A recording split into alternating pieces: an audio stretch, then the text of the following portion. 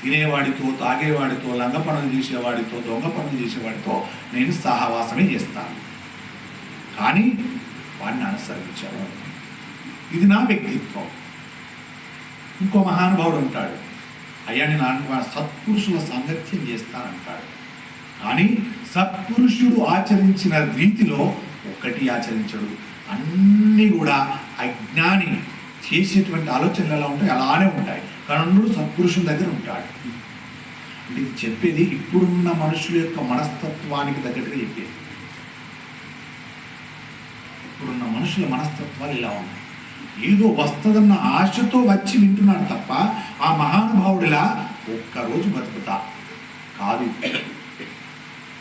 20 గంటలు బతుకుతా కాదు, 10 గంటలు బతుకుతా కాదు, 5 గంటలు బతుకుతా కాదు, గంట బ్రతుకుతా కాదు, 20 నిమిషాలు బ్రతుకుతా కాదు, 10 నిమిషాలైనా బ్రతుకుతా కాదు, 1 నిమిషమైనా బ్రతుకుతా అన్నవాడు ఉన్నారా? 1 నిమిషం మహాత్ములు ఎలా బ్రతికారో అలా బ్రతుకుతా. అంటే ఏంటా బ్రతుకు బ్రతికేది? ఏమీ మాట్లాడకుండా మౌనంగా ఇష్టదైవ ప్రార్థన చేయడమే మహాత్ములు అనుసరించిన తీరు. ఆ రీతిగా నేను బ్రతకాలనుకోవడం లేదు. అంటే మీరు అనవచ్చు, అయ్యా నేను ఉంటున్నాను అనవచ్చు. ఇప్పుడు కాదు ఉండేది.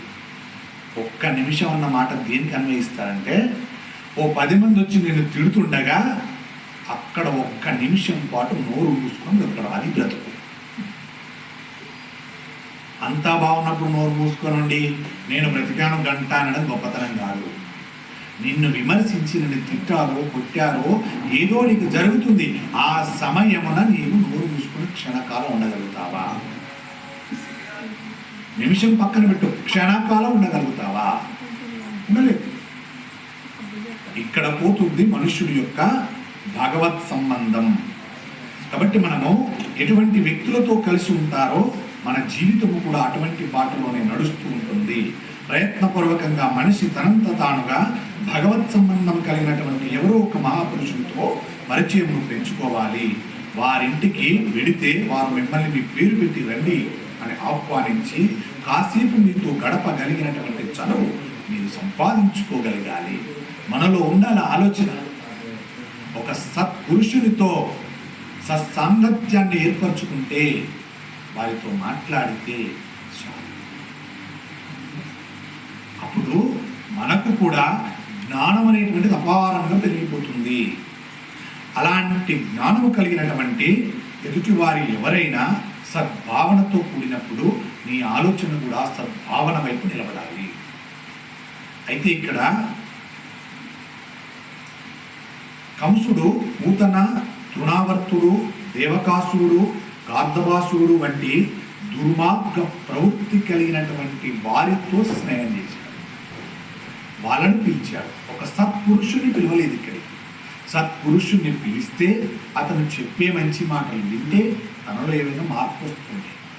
అలా చేయలేదు. అతను పిలిచినటువంటి వారు పరమ దుర్మార్గులు.